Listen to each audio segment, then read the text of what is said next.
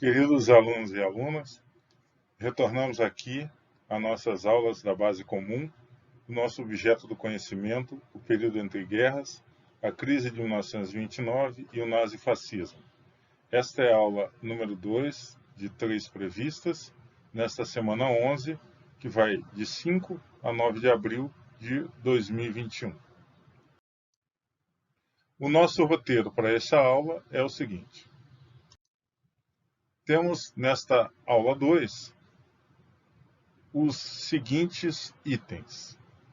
Número 4, os anos 1920 na sociedade estadunidense, como período de grande euforia, produção cultural e de crescimento econômico desenfreado. Número 5, os fatores que levaram à crise de 1929. Número 6, como se deu a crise econômica de 1929. Número 7, as consequências da crise de 1929 e seus efeitos no cenário mundial. Número 8, a expansão do nazifascismo no período entre guerras. Fontes de consultas sugeridas. Nós temos aqui o filme A Crise de 1929, A Grande Depressão, está disponível no YouTube.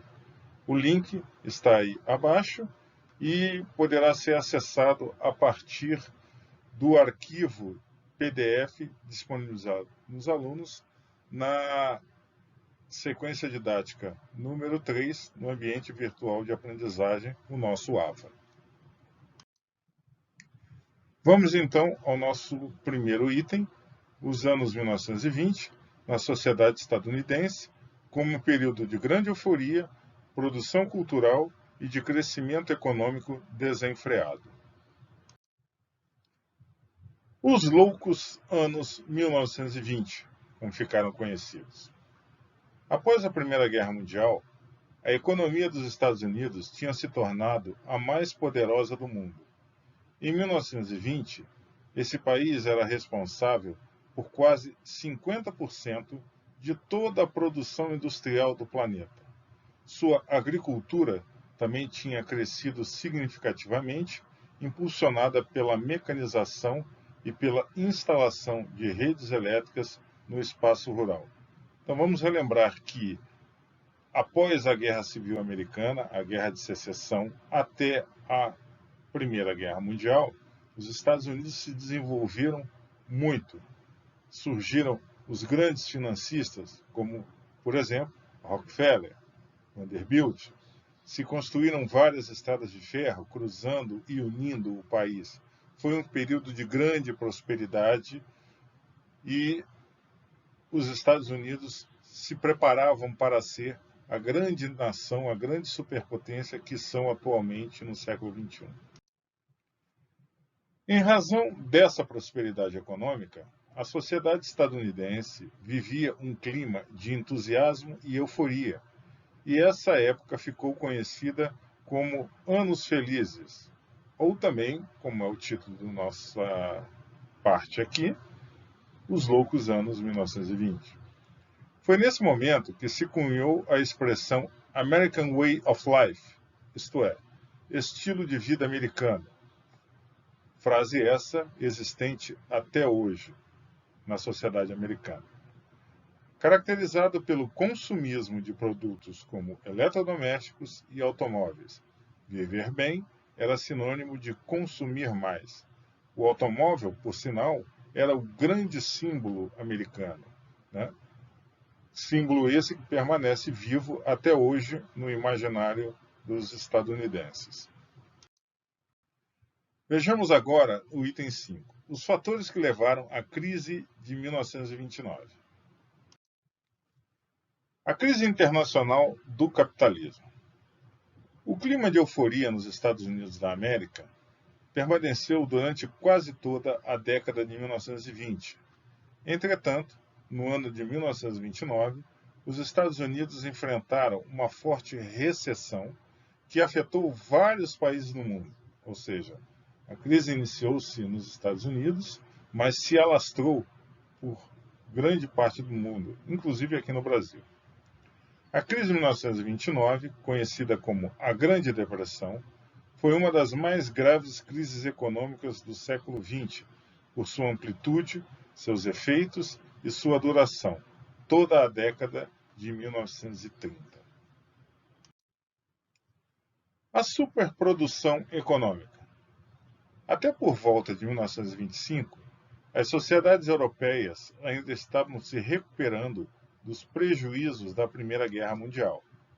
Enquanto isso, os Estados Unidos da América, em notável crescimento econômico, exportavam a países europeus a maior parte do que eles necessitavam na época: alimentos, máquinas, combustível, armas, etc.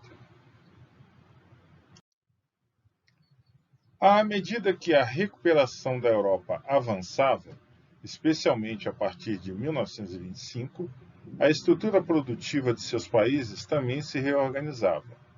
Os governos e empresários da Inglaterra, da Alemanha e da França, por exemplo, procuraram modernizar rapidamente seu parque industrial. Adotaram também uma série de medidas protecionistas para reduzir as importações de produtos estadunidenses. Ou seja, nós tínhamos uma Europa que a cada momento se reorganizava, então vejam o marco 1925, e passava então a precisar cada vez menos do abastecimento produzido pelos Estados Unidos da América. E, a partir do momento que suas economias começavam a ficar mais fortes, eles resolveram colocar medidas protecionistas para competir com a forte produção dos Estados Unidos. Nos Estados Unidos, porém, o ritmo da produção industrial e agrícola continuava a crescer, ultrapassando a capacidade de compra dos mercados interno e externo. Ocorreu, então, uma gradativa superprodução de mercadorias, isto é, uma enorme quantidade de produtos para os quais não existiam compradores.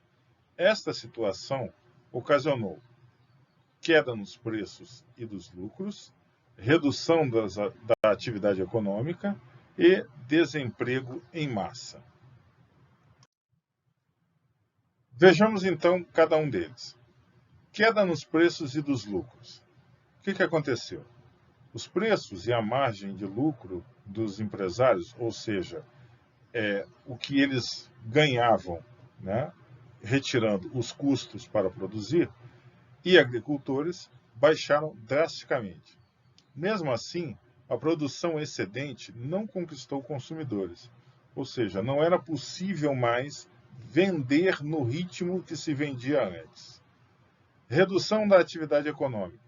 Os produtores agrícolas e industriais foram obrigados a reduzir o ritmo de suas atividades e produzir menos. Ou seja, se nós temos menos compradores, então a produção tem que retroceder, reduzir. Desemprego em massa. Com a queda das atividades, houve redução de salários e demissão de milhões de trabalhadores. Lembremos que, nessa época, ainda não se tinha os grandes mecanismos de seguridade para os trabalhadores. O número de desempregados nos Estados Unidos chegou a mais de 15 milhões de pessoas. E vamos lembrar que, para um americano que tem uma mentalidade metodista, ou seja, agostiniana, de que o sucesso da pessoa é a sua passagem para o paraíso, isso significa que esse fracasso vai muito além da sobrevivência, vai para a metafísica da vida pós-morte. Item 6. Como se deu a crise econômica de 1929? Pois bem, o famoso crash da Bolsa de Valores de Nova York. A redução constante da atividade econômica nos Estados Unidos levou um número cada vez maior de acionistas e investidores a vender ações que possuíam. Ou seja, as empresas estavam valorizadas, as pessoas compraram ações dessas empresas. A partir do momento que a produção caía, o valor dessas ações valia bem menos. Então, as pessoas, com medo de perderem o que tinham aplicado, resolviam vender as ações dessas empresas. Com isso, a oferta desse tipo de papel aumentou progressivamente. Seus preços caíram cada vez mais e o pânico tomou conta do mercado financeiro. Então, lembrando, quanto menor a oferta, maior o valor do que se oferece. Quanto maior a oferta, menor o valor daquilo que se oferece. Então, essa é uma lei base de mercado que todos nós conhecemos. No dia 29 de outubro de 1929, conhecido como a Quinta-feira Negra, ocorreu a queda vertiginosa do valor de milhões de ações que eram negociadas na Bolsa de Valores de Nova York. Era a quebra do mercado financeiro, marco principal da crise econômica que afetava o país, levando inúmeras empresas e bancos à falência. Então, as ações caíram, a produção caiu, as pessoas não conseguiam mais comprar no mesmo ritmo, o poder aquisitivo diminuiu, ou seja, o 29 de outubro de 1929, a Quinta-feira Negra, o crash da Bolsa de Valores de Nova York, foi o desastre dos Estados Unidos e do mundo. A depressão econômica prolongou-se até 1932, período em que a produção industrial dos Estados Unidos da América foi reduzida em 54%. Então, houve a necessidade dessa redução para que não se perdesse mais valor daquilo que se possuía. Aí vemos o New Deal contra a crise. De início, o governo dos Estados Unidos pouco fez para combater a crise, seguindo a política liberal adotada até então de não intervenção do governo na economia. Isso tinha acontecido no começo da década, lá em 1921, e uma crise que foi até 1923 e que foi debelada a partir de princípios do liberalismo econômico. Pois bem, isso se modificaria, porém, com a eleição de Franklin Delano Roosevelt para a presidência. Nos primeiros anos de seu longo governo, de 1933 a 1945, quando Roosevelt morreu, o presidente Roosevelt foi o principal defensor de um conjunto de medidas adotadas pelo país para superar a crise, que ficou conhecido como New Deal, ou seja, o Novo Acordo. Tratava-se de um programa socioeconômico inspirado nas ideias do economista inglês John Maynard Keynes, 1883-1946. As políticas de Keynes ficavam conhecidas como o keynesianismo, e ele, por ser marxista, preconizava ideias de intervencionismo estatal. Mas lembremos que o próprio Keynes, que fez previsões sobre o desenvolvimento da economia do pós-guerra, não previu o próprio desastre que aconteceu em 1929. Inclusive, ele perdeu muito dinheiro nessa ocasião. Ou seja, alguém que se colocava como tendo as chaves do castelo, ou seja, como resolver crises, ele mesmo não previu a crise que ocorreu. A intervenção do Estado. As ideias presentes no New Deal rompiam com os princípios tradicionais do liberalismo econômico, que tinham marcado a administração dos presidentes estadunidenses durante a prosperidade dos anos felizes, a década de 1920, o American Way of Life.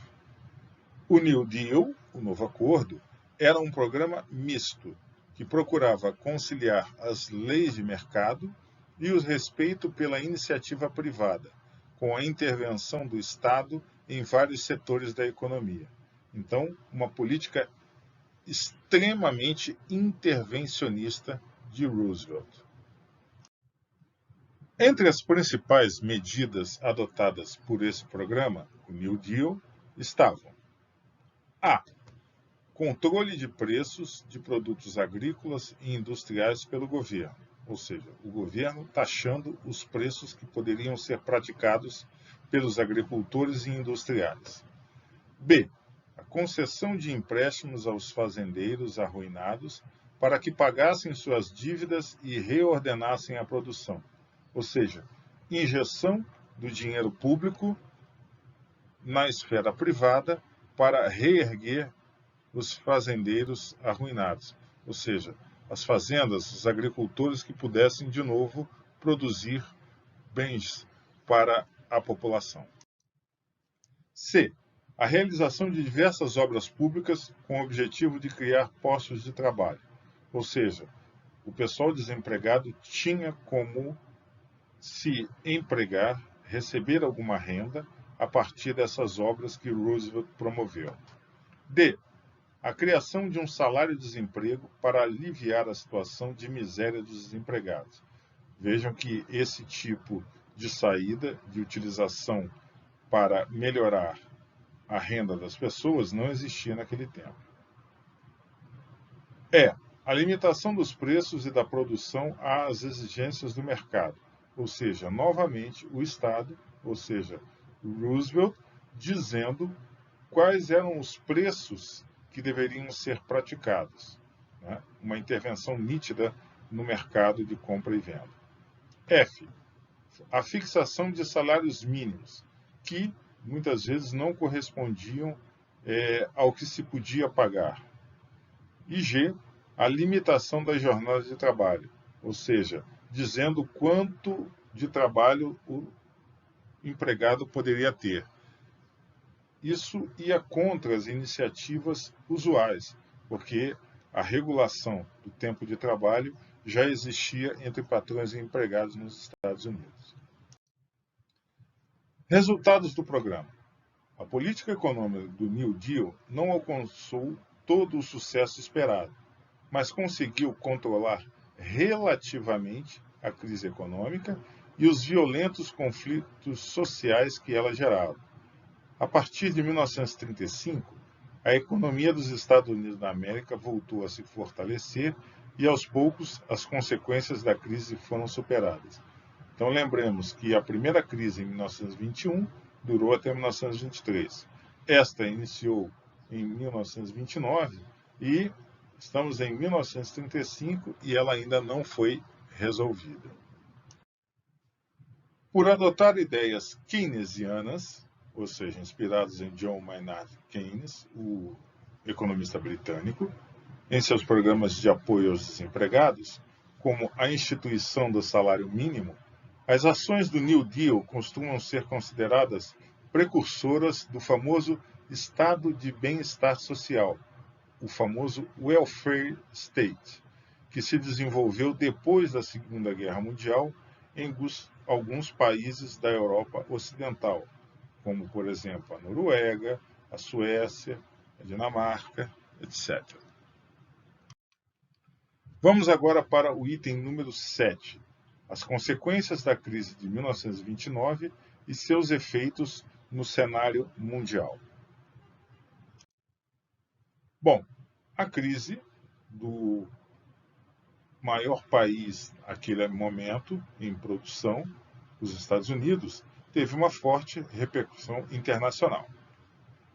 O crash, ou seja, falência, quebra econômica, da Bolsa de Valores de Nova York, afetou grande parte do mundo capitalista, pois nessa época os Estados Unidos já eram a maior potência industrial e financeira do planeta.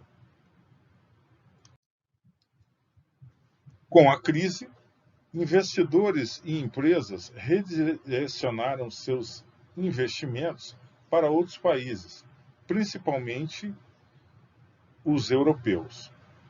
Paralelamente, os Estados Unidos da América reduziram suas importações, o que gerou problemas econômicos para os seus parceiros comerciais, como os países latino-americanos de economia agroexportadora.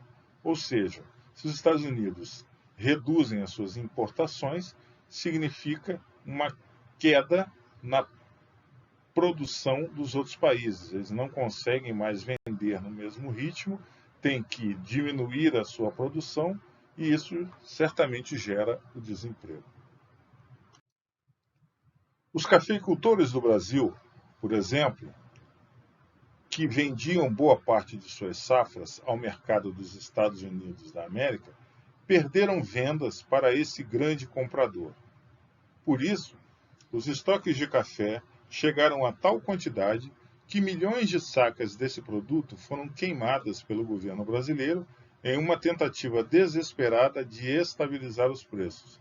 Ou seja, você tenta diminuir a quantidade de café disponível no mercado para que o seu preço aumente, reequilibrando os preços. Porém, isso não foi suficiente para que se resolvesse esse problema no Brasil. Entretanto, foi impossível conter o desastre econômico que, na ocasião, afetou a cafeicultura e abalou as estruturas sociopolíticas da República Brasileira. Ou seja, as medidas de queimar a produção não deram certo. Vejamos agora o nosso item 8, que fecha aqui a nossa aula, que é a expansão do nazifascismo no período entre guerras. Bom, vamos primeiro para o governo de Mussolini. Os historiadores costumam dividir o governo de Mussolini em duas fases, considerando desde sua ascensão ao poder, em 1922, com a famosa Marcha sobre Roma, onde ele não estava presente, ele estava em Milão, até a eclosão da Segunda Guerra Mundial, em 1939. Ou seja, primeira fase, 1922 a 1924, e segunda fase, 1925 a 1939. Então, a primeira fase, de 1922 a 1924, se compõe de atentados contra a oposição.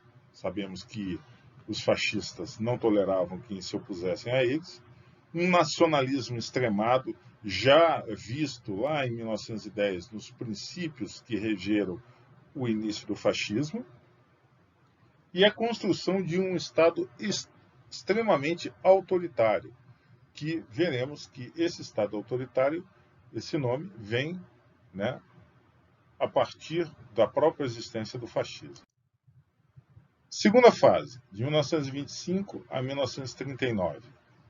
Então nós temos a implantação da ditadura fascista, ou seja, os fascistas tomam o poder e não têm nenhum outro adversário. A repressão violenta aos protestos dos trabalhadores, ou seja, os trabalhadores não poderiam se manifestar, embora Mussolini dissesse que governava em nome deles. Tribunais especiais, eles propugnavam a defesa do Estado, incluindo a pena de morte. Ou seja, esses tribunais estavam lá colocados para impedir qualquer oposição ao governo fascista. E a promulgação da Carta del Lavoro, ou Carta 1927, o Código do Trabalho, que deu uma série de direitos aos trabalhadores, e que serviria até de inspiração, mas não era uma cópia exata, da consolidação das leis do trabalho da era de Getúlio Vargas. Então, a Carta del Lavoro era uma série de leis protetoras do trabalhador. O uso da educação pública, a militarização da vida escolar, lançamento de livro didático único. Tudo isso para controlar a educação na direção do fascismo. Associações para jovens, ou seja, jovens fascistas para serem propugnadores do ideal que Mussolini defendia. Fomento da indústria, obras públicas, como autoestradas, e o fortalecimento da moeda italiana, a lira. Vemos que essas obras também aconteceram na Alemanha nazista. Reação à crise de 1929. O que aconteceu? Um aumento da intervenção estatal na economia, ou seja, o Estado fascista já era intervencionista e agora ficou ainda mais. A invasão da Etiópia, Abissínia, naquele tempo, do famoso rei Haile Selassie, que se dizia descendente de Salomão e da rainha de Sabá. Invasão essa que foi de 1933 a 1936. Metralhadoras italianas contra flechas e lanças dos abissínios. Mesmo assim, a conquista não foi simples.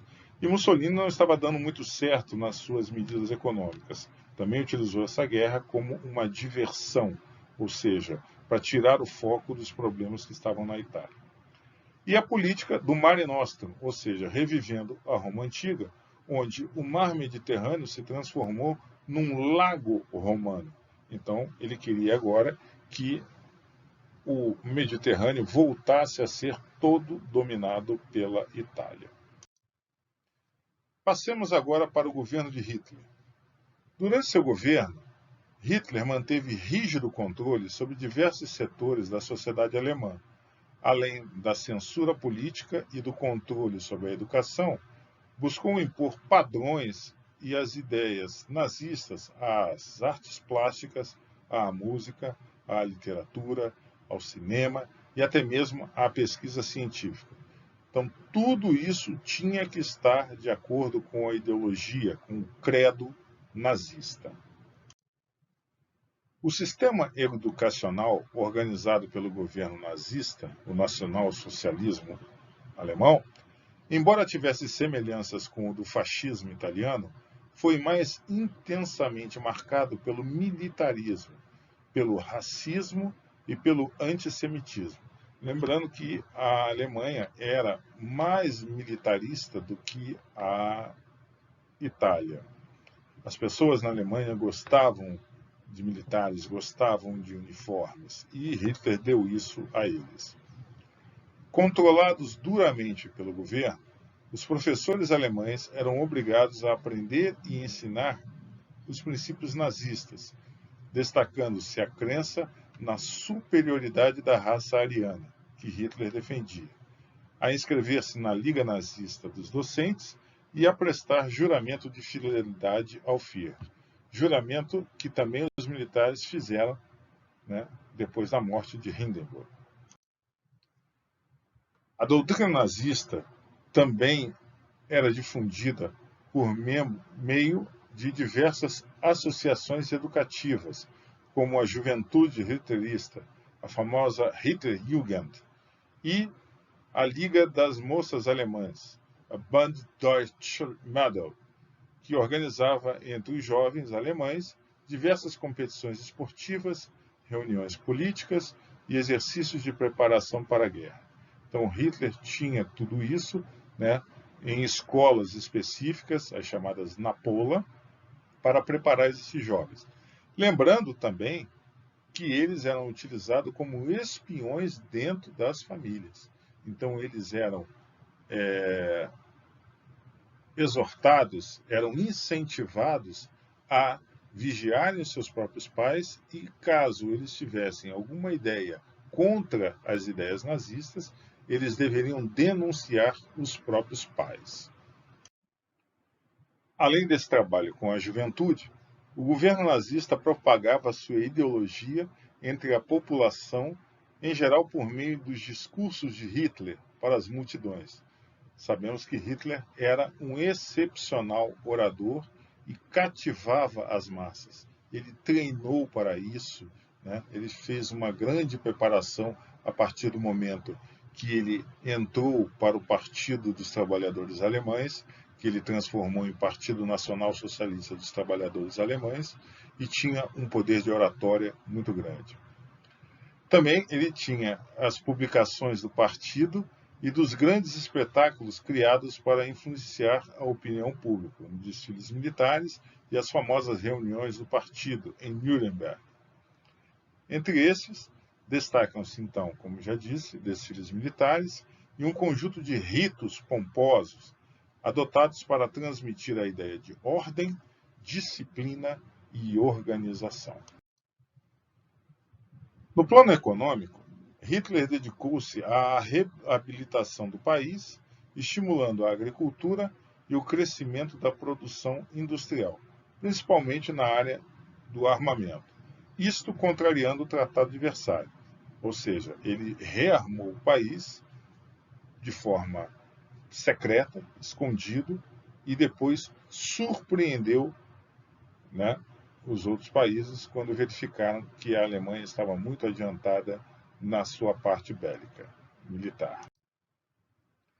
No plano externo, desrespeitando as proibições do Tratado de Versalhes, o governo nazista militarizou rapidamente o país e, em 1938, iniciou sua política de expansão pela Europa.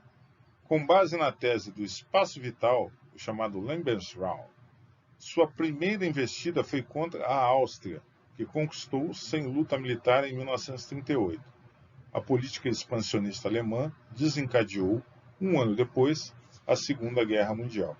Então, veremos que vários territórios que foram tirados da Alemanha, Hitler foi recuperando até que ele invadiu a Áustria, anexou a Áustria à Alemanha e depois, posteriormente, um ano depois, em 1939, em 1º de setembro, iniciou-se a Segunda Guerra Mundial.